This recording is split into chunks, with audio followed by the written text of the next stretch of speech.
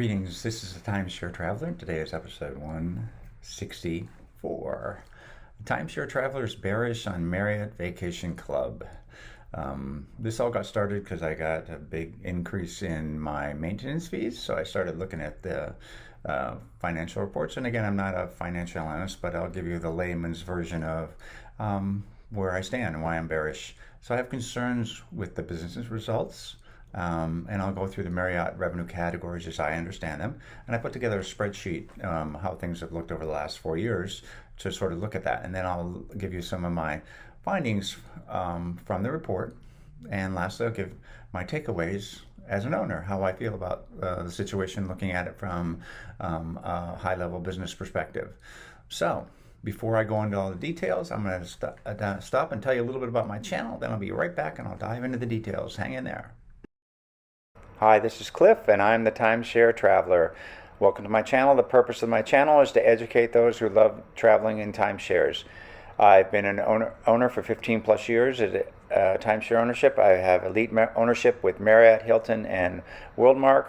I have published over 100 timeshare video reviews, and I've published over 95 timeshare tips. I can be found on Facebook at Timeshare Trav, at Twitter, Timeshare Trav, and on the web at www.timesharetraveler.com.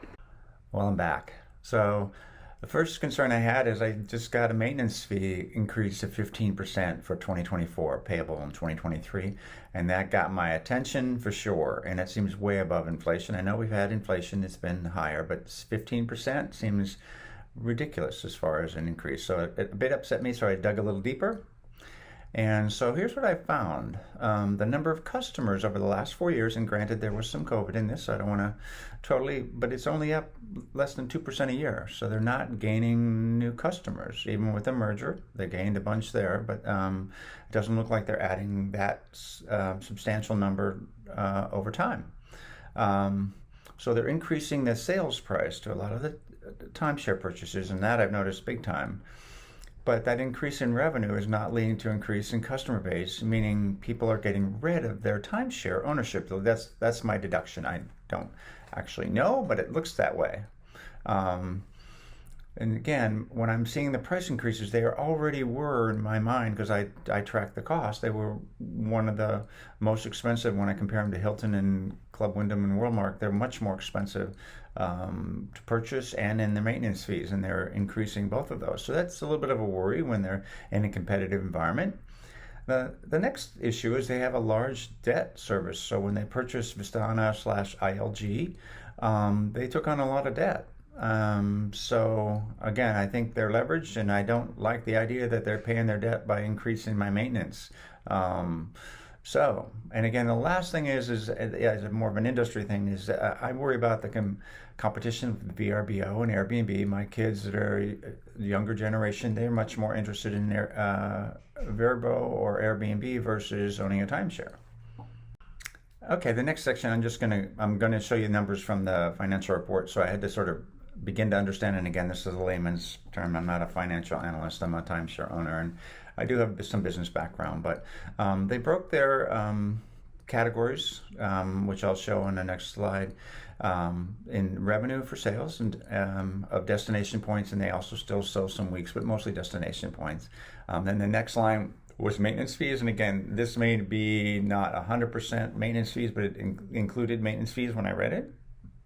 And then rental. So Marriott rents out units. You can rent them actually on the Marriott site. You can buy a week if you want at many of the timeshares. Not all the time, but sometimes. And I think it also includes Marriott packages. So when you get a marketing package, I think that's sort of in there as well as a rental. I'm not 100% sure where that falls, but I believe it falls there. And then financing, that's the money Marriott Vacation Club makes when you purchase and you do finance it. So there's some money they do make there. And then they had cost reimbursements, which this was a little confusing to me, but it looks like there's co-located 20% of their vacation properties are right next to a hotel, and so there's a bunch of money back and forth, and it looks like they get some revenue from that. So it wasn't that was a little bit of an odd category. It seems like it's a catch-all category as well as from where they get their revenue. So anyway, those are the breakdowns that I'll now talk about.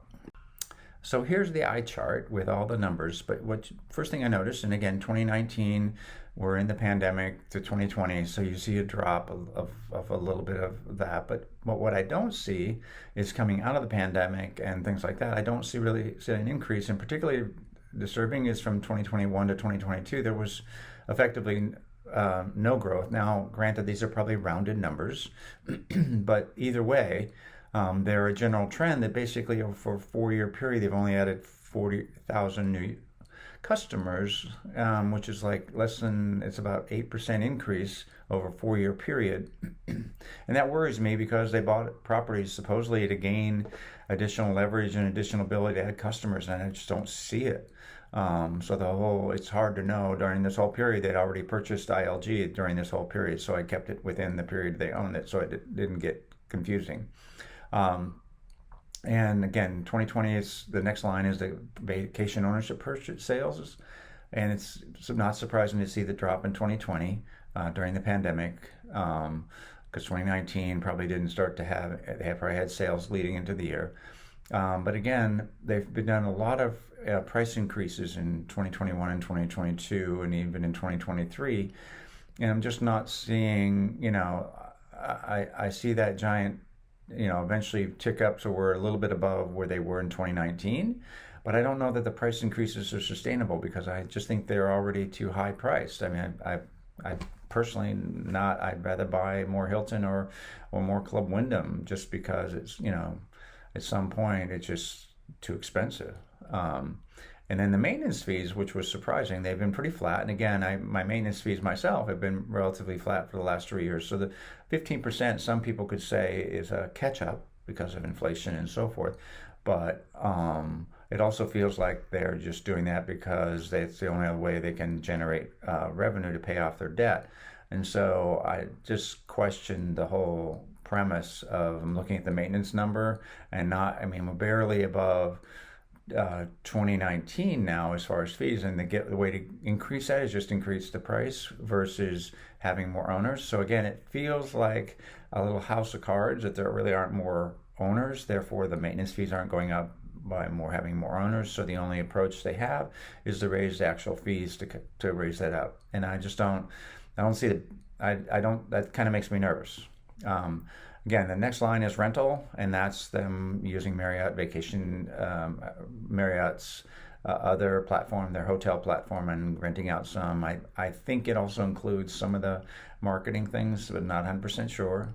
And then the next one, which is finances, and which means they're selling a lot of these properties and financing, and their finance rates are 15%. So that makes me nervous that a large percentage of their finance revenue, which could easily default, because owners say it's not worth it when they add the maintenance fees plus the mortgage payments they're making. In addition, that makes the vacation ownership a really expensive deal. So when I see a large amount of that, I get a little nervous. And then the cost reimbursement, that seems to be, from best I can tell, that's a number of how much money they're getting from the shared properties where they have both a hotel and a timeshare, and there's some cost sharing and cost reimbursements that count as revenue when they share services. So that's just sort of like, to me, a catch-all line. But here's the next thing that was kind of interesting. I looked at I just divided the number of owners by the maintenance fees as best I could understand. That was a category. So maintenance fees may also go somewhere else, allocated out, so it may not be exactly, but I just used it as a relative number. And my maintenance fees are well above these numbers, and it looks like it hasn't moved. So the maintenance fee per family is basically not even up. So it's understandable that they would be increasing by 15% to try to get that maintenance fee per family up. But it's just kind of a concern, again, that the average owner has got a relatively low maintenance fee. So they are selling a lot of starter packages, and people are not upgrading. So it just looks like heavily weighted to the big starters, and a lot of people end up canceling because they never use it. Because if you don't have $700 is roughly 1,000 destination points, and there's not much you can do with 1,000 destination points on a vacation. So not surprising to see people bail at that point. So my findings from the report, and again, this is me as an owner, is adding only 40K families over 4 years, about 2% a year, seems not a growth business. And so I have to question what's going on. Maintenance fees collected during the pandemic, even without usage. So I don't know what was done with all that money. Still collected it even though there's a pandemic going on. And I think the sales increase is largely due to price increases, and I don't know that that's sustainable. I mean, I know that's what they're going to do, but I'm not sure that it's sustainable. And again, the increase in maintenance fees to offset debt payments. I mean, I own some Vistana and some Marriott, so I don't know that the merger is actually helping me. In fact, it's just brought more debt to the service for the purchase, and now I'm having to fund. I already had the vacations. I'm not buying more, but now I have to pay more in maintenance fees just because that one company bought another company. So it just doesn't. Again, they're not adding customers, so I don't know how else they're going to offset that. And again, a large percentage of revenues for renting, marketing packages, Marriott hotel bookings. I don't know how sustainable that is. And really, as an owner, I want to feel comfortable there are more owners. And so it just, again, I'm relatively bearish on Marriott because I just don't see the business model being effective. Well, so here's my takeaway now looking at it as an owner. I'm glad I didn't upgrade, because I would have had a 15% increase in maintenance. So if I'd upgraded and spent lots of money more to do that, I'd be paying huge increase in fees. So I'm just glad I did stick. I've been basically stuck where I've been. I'm happy with what I have. No need to add, and I'm glad I didn't add. Again, business is not adding families, so I just wonder: am I an owner of something that's not really adding other families? I don't think the price increase can continue. Risk for 2024 is earnings per share won't grow because the 15% makes up a smaller. They have to generate a lot of sales, and I don't know if they can keep doing that with price increases. We'll have to see. And again, the purchase of Vistana doesn't seem to be a synergistic effect because I don't see any growth during the 4 years since the purchase. So again, that's my takeaways as an owner, and that's kind of why I'm bearish. I love the properties. That's not the quality of the property is not the thing. So anyway, hope you like this analysis, and at least gives you something to think about. Don't forget to give it a like, and appreciate a subscription if you're not subscribing now.